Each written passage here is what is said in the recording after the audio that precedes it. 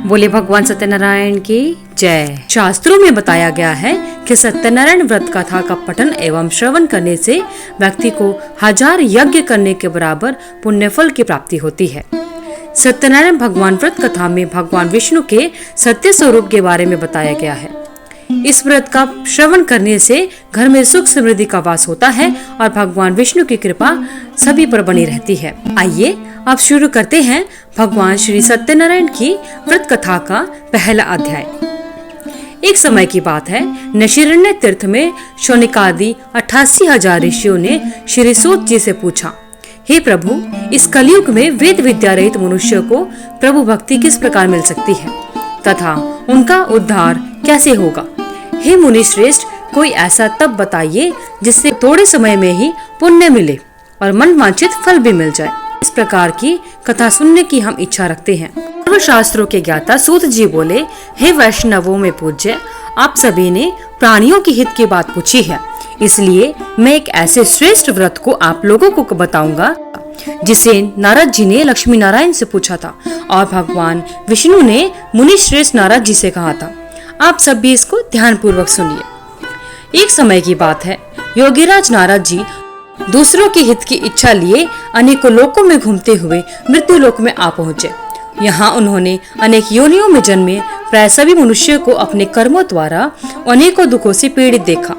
उनका दुख देख नारद जी सोचने लगे कि कैसा यत्न किया जाए जिसके करने से निश्चित रूप से मानव के दुखों का अंत हो जाए। इसी पर विचार करते हुए वह विष्णु लोक में गए। वहाँ नारद जी देवों के ईश नारायण जी की स्तुति करने लगे, जिनके हाथों में शंख, चक्र, गदा और पद्य थे, गले में वरमाला थी। स्तुति करते हुए नारद जी बोले, हे भगवान, आप अत्यंत शक्ति से संपन्न हैं, मन तथा वाणी भी आपको नहीं पा सकती। आपका आदि, मध्य तथा अंत नहीं है। निर्गुण स्वरूप सृष्टि के कारण भक्तों के दुख को दूर करने वाले हैं। आपको मेरा नमस्कार। नारद जी की स्तुति सुनकर भगवान विष्णु बोले, हे मुनिश्रेष्ठ, आपके मन में क्या बात है? आप यहाँ पर किस काम के लिए आए हैं, उसे निसंकोच कहिए। इस पर नारद मुनि बोले कि मृत्युलोक में अनेक योनियों में जन्मे मनुष्य अपने कर्मों के द्वारा अनेक दुख से दुखी हो रहे हैं।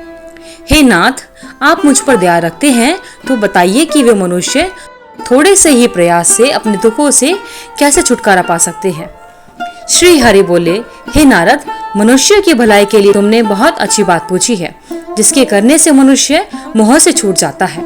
वह बात मैं तुमसे कहता हूँ, उसे ध्यान पूर्वक सुनो। स्वर्गलोक व मृत्युलोक दोनों में एक दुर्लभ उत्तम व्रत है जो पुण्य देने वाला है। आज प्रेमवश होकर मैं तुमसे कहता हूँ, श्री सत्यनारायण भगवान का यह व्रत विधान पूर्वक करके मनुष्य तुरंत ही यहाँ पर सुख भोग कर मरने पर मोक्ष पाता है। श्री हरि के वचन सुन नारद जी बोले कि उस व्रत का क्या फल है और उसका विधान क्या है। यह व्रत किसने किया था? इस व्रत को किस दिन करना चाहिए? सभी कुछ विस्तार से कहिए। नारद जी की बात सुनकर श्री हरि बोले, दुख व शोक को दूर करने वाला, यह सभी स्थानों पर विजय दिलाने वाला है। मानव को भक्ति व श्रद्धा के साथ शाम को श्री सत्यनारायण की पूजा धर्म परायण होकर ब्राह्मणों व बंधुओं के साथ करनी चाहिए। भक्ति भाव से ही नैवेद्य, केले का फल, घी, दूध और गेहूं का आटा सवाया ले।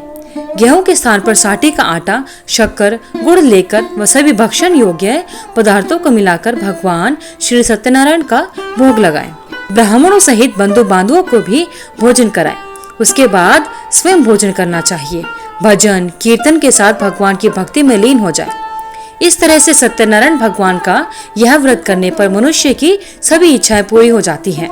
इस कली काल अर्थात कलयुग में मृत्युलोक में मोक्ष का यही एक सरल उपाय बताया गया है। श्री सत्यनारायण व्रत कथा का पहला अध्याय संपूर्ण होता है। बोले श्री सत्यनारायण भगवान की जय। आइए भक्तजनों, अब सुनते हैं सत्यनारायण भगवान की व्रत कथा का दूसरा अध्याय। श्री सूत जी बोले, हे ऋषियों, जिसने पहले समय में इस व्रत को किया था उसका इतिहास कहता हूँ, सभी ध्यान पूर्वक सुनो। सुंदर काशीपुरी नगरी में एक अत्यंत निर्धन ब्राह्मण रहा करता था। भूख प्यास से परेशान वह धरती पर घूमता रहता था। ब्राह्मणों से प्रेम करने वाले भगवान ने एक दिन ब्राह्मण का वेश धारण करके उसके पास जाकर पूछा, हे विप्र, नित्य दुखी होकर तुम यहाँ से वहां क्यों घूमते हो? गरीब ब्राह्मण बोला, मैं निर्धन ब्राह्मण हूँ, भिक्षा के लिए धरती पर घूमता हूँ। हे भगवान, यदि आप इसका कोई उपाय जानते हो तो बताइए। वृद्ध ब्राह्मण कहता है कि सत्यनारायण भगवान मनोवांछित फल देने वाले हैं, इसलिए तुम उनका पूजन करो। इसे करने से मनुष्य सभी दुखों से मुक्त हो जाता है। बूढ़ा ब्राह्मण बनकर आए सत्यनारायण भगवान उस निर्धन ब्राह्मण को व्रत का सारा विधान बताकर अंतर्ध्यान हो जाते हैं। ब्राह्मण मन ही मन सोचने लगा कि जिस व्रत को वृद्ध ब्राह्मण करने को कहकर गया है, मैं उसे जरूर करूंगा। यह निश्चय करने के बाद उसे रात में नींद नहीं आई। वह सवेरे उठकर सत्यनारायण भगवान के व्रत का निश्चय कर भिक्षा के लिए चला गया। उस दिन निर्धन ब्राह्मण को भिक्षा में बहुत सा धन मिला, जिससे उसने बंधु बांधवों के साथ मिलकर श्री सत्यनारायण भगवान का व्रत संपन्न किया। भगवान सत्यनारायण का व्रत संपन्न करने के बाद वह निर्धन ब्राह्मण सभी दुखों से छूट गया और अनेक प्रकार की संपत्तियों से युक्त हो गया। उसी समय से यह ब्राह्मण हर माह इस व्रत को करने लगा। इस तरह से सत्यनारायण भगवान के व्रत को जो मनुष्य करेगा वह सभी प्रकार के पापों से छूटकर मोक्ष को प्राप्त होगा। जो मनुष्य इस व्रत को करेगा वह भी सभी दुखों से मुक्त हो जाएगा। सूत जी बोले कि इस तरह से नारद जी से नारायण जी का कहा हुआ श्री सत्यनारायण व्रत को मैंने तुमसे कहा, मैं अब और क्या कहूँ। ऋषि बोले, हे मुनिवर, संसार में उस विप्र से सुनकर और किस किस ने इस व्रत को किया, हम सब इस बात को सुनना चाहते हैं। इसके लिए हमारे मन में श्रद्धा का भाव है। सूत जी बोले, हे मुनियों, जिसने इस व्रत को किया वे सब सुनो। एक समय वही विप्र धन व ऐश्वर्य के अनुसार अपने बंधु बांधवों के साथ इस व्रत करने को तैयार हुआ। उसी समय एक लकड़ी बेचने वाला बूढ़ा आदमी आया और लकड़ियां बाहर रखकर अंदर ब्राह्मण के घर में चला गया। प्यास से दुखी वह लकड़हारा उनको व्रत करते देखकर विप्र को नमस्कार कर पूछने लगा कि आप यह क्या कर रहे हैं।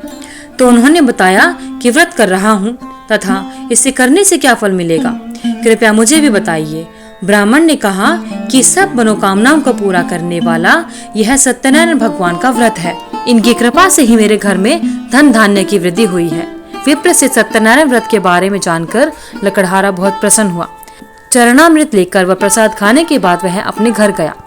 लकड़हारे ने अपने मन में संकल्प किया कि आज लकड़ी बेचने से जो धन मिलेगा उसी से श्री सत्यनारायण भगवान का उत्तम व्रत करूंगा। मन में इस विचार को लेकर बूढ़ा आदमी सिर पर लकड़ियां रखकर उस नगर में बेचने गया जहां पर धनी लोग रहा करते थे। उस नगर में उसे अपनी लकड़ियों का दाम पहले से 4 गुना अधिक मिला। बूढ़ा प्रसन्नता के साथ दाम लेकर केले, शक्कर, घी, दूध, दही और गेहूं का आटा लेकर सत्यनारायण भगवान के व्रत की अन्य सामग्रियां लेकर अपने घर गया। वहां उसने अपने बंधु बांधवों को बुलाकर विधि विधान से सत्यनारायण भगवान का पूजन और व्रत किया। इस व्रत के प्रभाव से वह बूढ़ा लकड़हारा धन पुत्र से युक्त होकर संसार के समस्त सुख भोगकर अंतकाल में बैकुंठ धाम को चला गया। श्री सत्यनारायण व्रत कथा का दूसरा अध्याय संपूर्ण होता है। श्री सत्यनारायण भगवान की व्रत कथा का तीसरा अध्याय। सूत जी बोले, हे श्रेष्ठ मुनियों, अब आगे की कथा कहता हूँ। पहले समय में उल्कामुख नाम का एक बुद्धिमान राजा था। वह सत्यवक्ता और जितेंद्रिय था। प्रतिदिन देव स्थानों पर जाता और निर्धनों को धन देकर उनके कष्ट दूर किया करता था। उसकी पत्नी कमल के समान मुख वाली तथा सत्य साध्वी थी।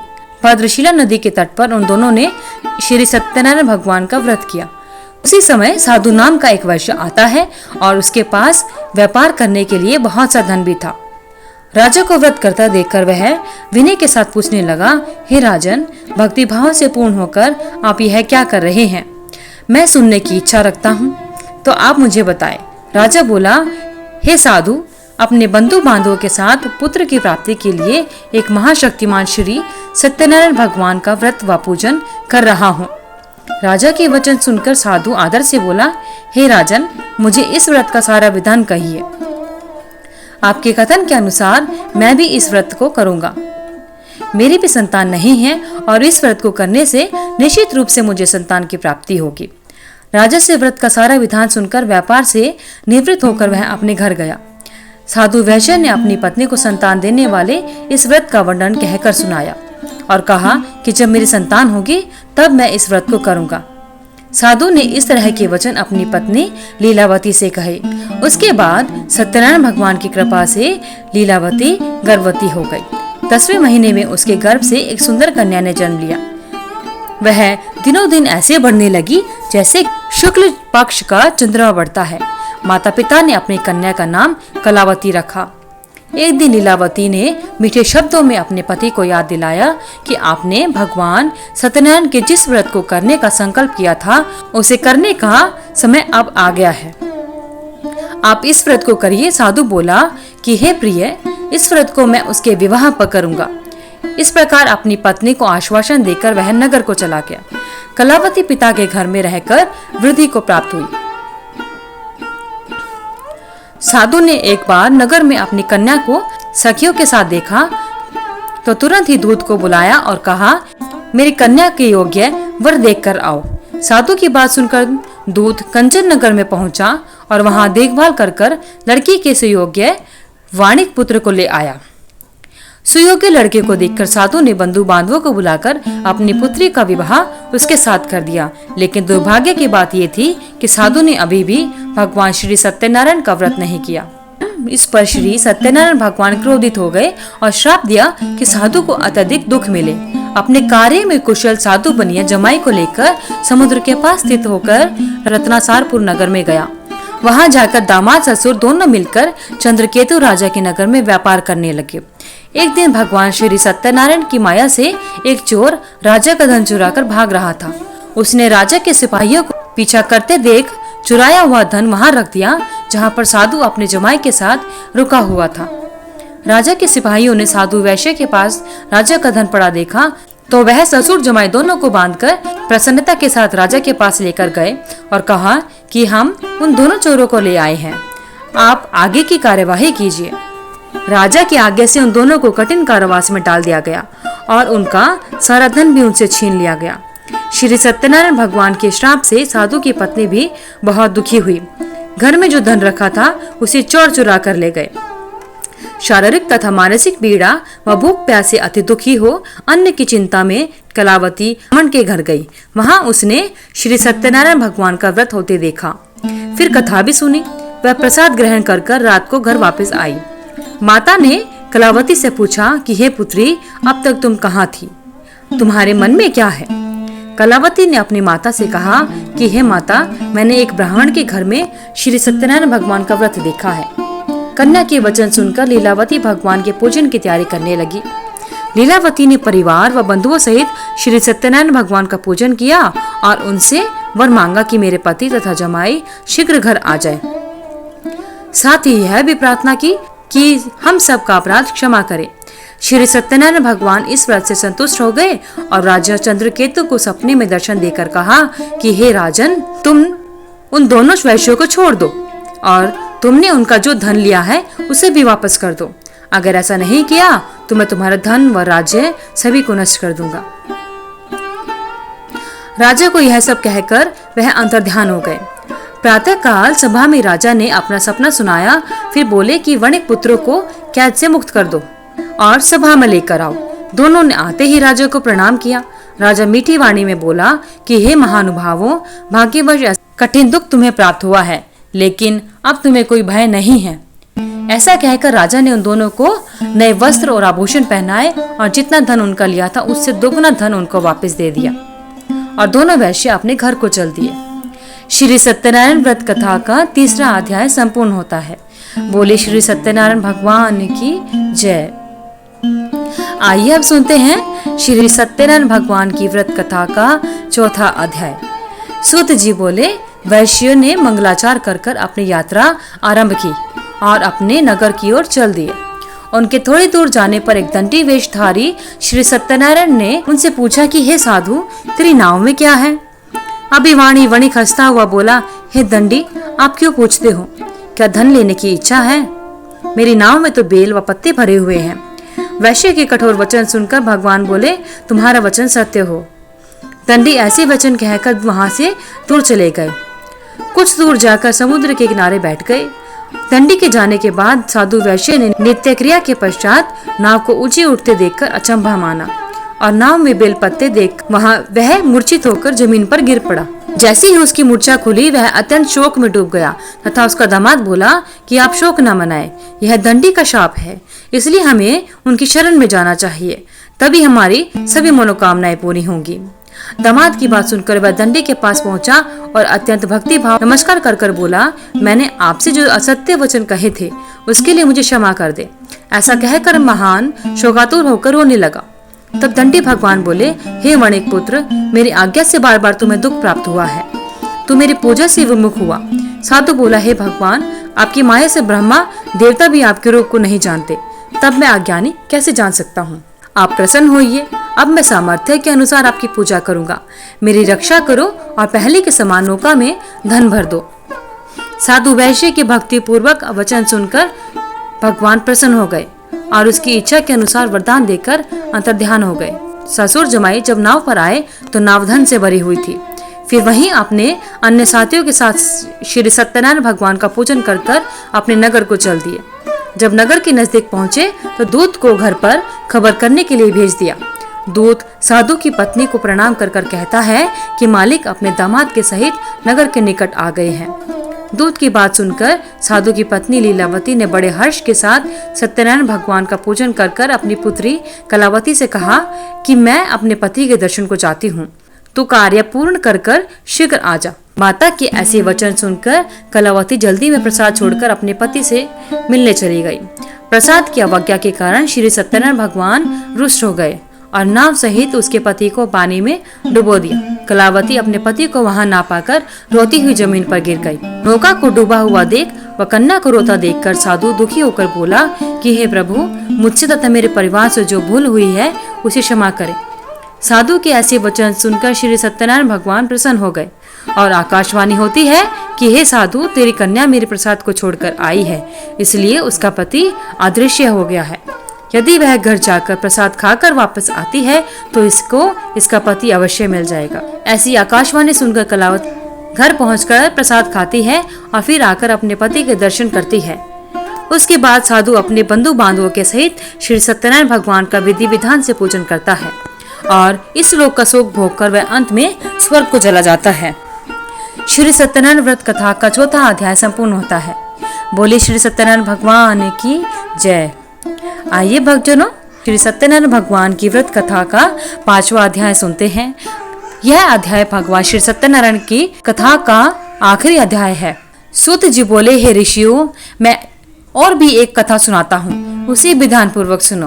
प्रजापालन में लीन तुंगध्वज नाम का एक राजा था। उसने भी भगवान का प्रसाद त्याग कर बहुत ही दुख सहन किया। एक बार वन में जाकर वन्य पशुओं को मारकर वह बड़ के पेड़ के नीचे आया। वहां उसने ग्वालों को भक्ति भाव से अपने बंधुओं के सहित भक्त सत्यनारायण भगवान का पूजन करते देखा। अभिमानवश राजा ने उन्हें देखकर भी पूजा स्थान पर नहीं गया और न ही उसने भगवान को नमस्कार किया।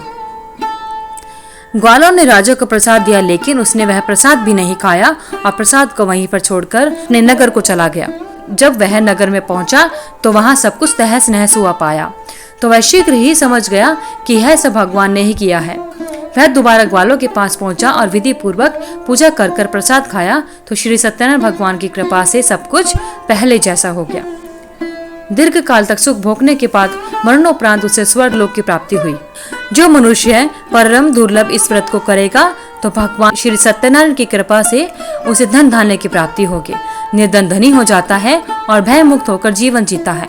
संतानहीन मनुष्य को संतान सुख मिलता है और सारे मनोरथ पूर्ण हो जाते हैं और अंत काल में वह मानव वैकुंठ धाम को जाता है। सूत जी बोले, जिन्होंने इस व्रत को किया, अब उनके दूसरे जन्म की कथा कहता हूँ। वृद्ध शतानंद ब्राह्मण ने सुदामा का जन्म लेकर मोक्ष की प्राप्ति की।